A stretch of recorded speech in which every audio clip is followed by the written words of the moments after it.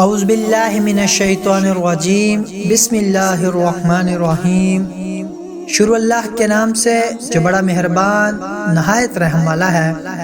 میں ہوں عامر شہزاد اور آپ دیکھ رہے ہیں ٹوڈے اسلامک اسٹوڈیو۔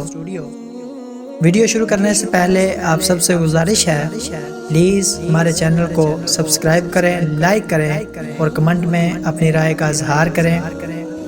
آج ہم جس واقعے کا آپ سے ذکر کرنے والے ہیں وہ ہے حضرت خبیب رضی اللہ تعالیٰ عنہ کی قید کا ایک ایمان افروز واقعہ۔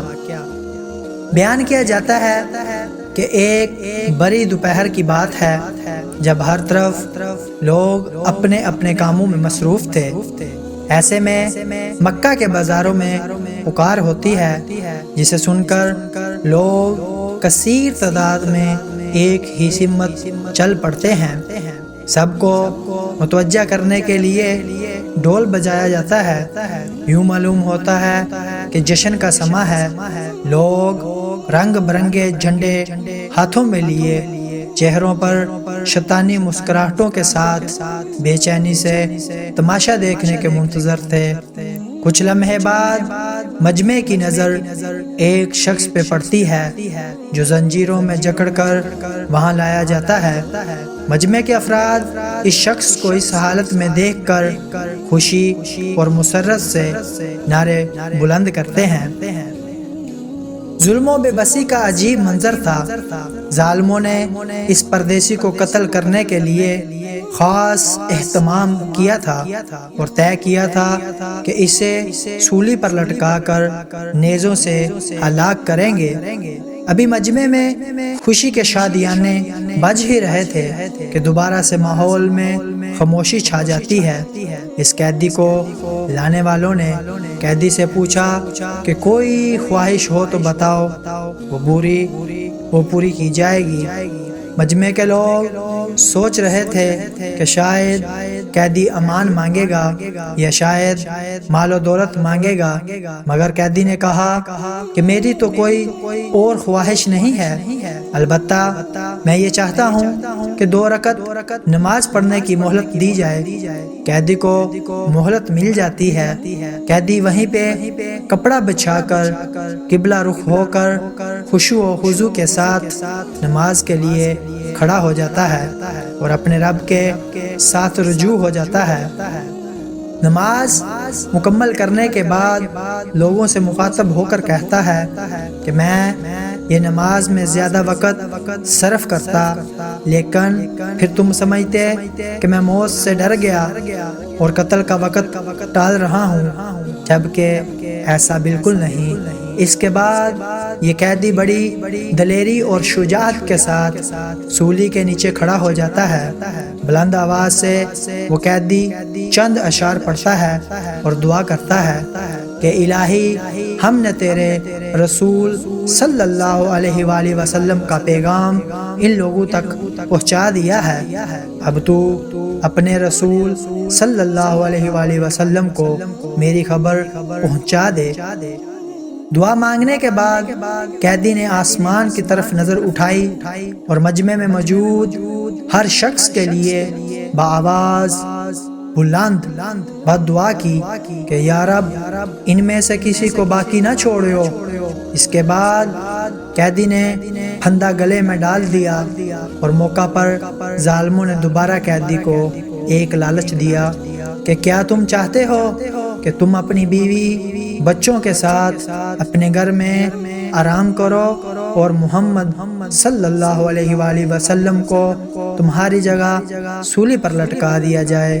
یہ سن کر قیدی نے بڑے جوش جذبے کے ساتھ جواب دیا، خدا کی قسم مجھے تو یہ بھی گوارا نہیں ہے کہ آپ صلاۃ والسلام کے پاؤں میں کانٹا چبھے اور میں آرام سے بیٹھا رہوں۔ بس یہ سننا تھا کہ ظالموں سولی کا رسہ کھینچ دیا اور قیدی کو پھانسی پر چڑھا دیا۔ اس موقع پر جبرائیل امین نے اس قیدی کا سلام رسول اللہ صلی اللہ علیہ وآلہ وسلم تک پہنچایا۔ اس وقت حضرت محمد صلی اللہ علیہ وآلہ وسلم اپنے صحابہ کے ساتھ ایک جماعت کے درمیان تشریف فرما تھے۔ اچانک آپ صلی اللہ علیہ وآلہ وسلم پر وحی کی کیفیت طاری ہو گئی اور منہ سے بے ساختہ نکلتا ہے، وعلیکم السلام یا خبیب۔ صحابہ کرام حیرت سے آپ صلی اللہ علیہ وسلم کی طرف دیکھتے ہیں۔ آپ صلی اللہ علیہ وسلم نے ان کی حیرت باندھ لی اور مخاطب ہو کر فرمایا کہ خبیب رضی اللہ تعالیٰ عنہ کو اللہ تعالیٰ کے دشمنوں نے قتل کر ڈالا ہے۔ یہ جبرائیل امین مجھے اس کا سلام پہنچانے آئے تھے۔ خبیب رضی اللہ تعالیٰ عنہ مدینے کے ان خوش نصیبوں میں سے تھے جنہیں ہجرت کے قبل اسلام کی سعادت ملی۔ جنگ بدر کے 313 بہادروں میں آپ کا بھی نام شامل ہے۔ آپ نے اس غزوہ میں مشرکین کے ایک بڑے رئیس حارث بن عامر کو جہنم واصل کیا تھا۔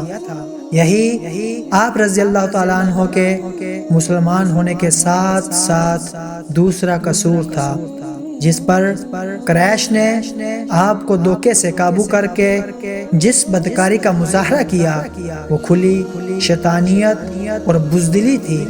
ایسا فعل تو عرب کے قومی روایتوں کے بھی خلاف تھا، مگر قریش کے مشرکین جوش انتقام میں بالکل اندھے ہو چکے تھے، اس لیے حضرت خبیب رضی اللہ تعالیٰ عنہ کو اس بے دردی سے شہید کیا گیا۔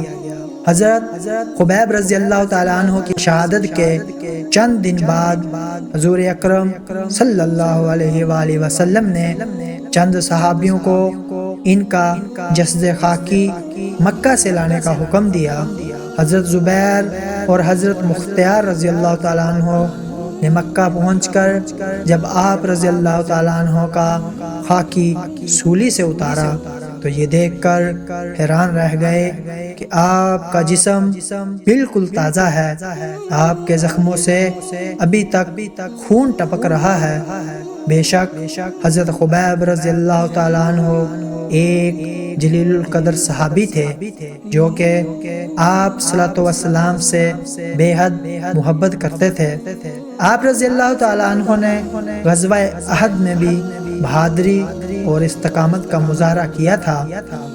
آپ رضی اللہ تعالیٰ عنہ وہ صحابی ہیں جن پر رسول اکرم صلی اللہ علیہ وآلہ وسلم نے بھی اسلام بھیجا۔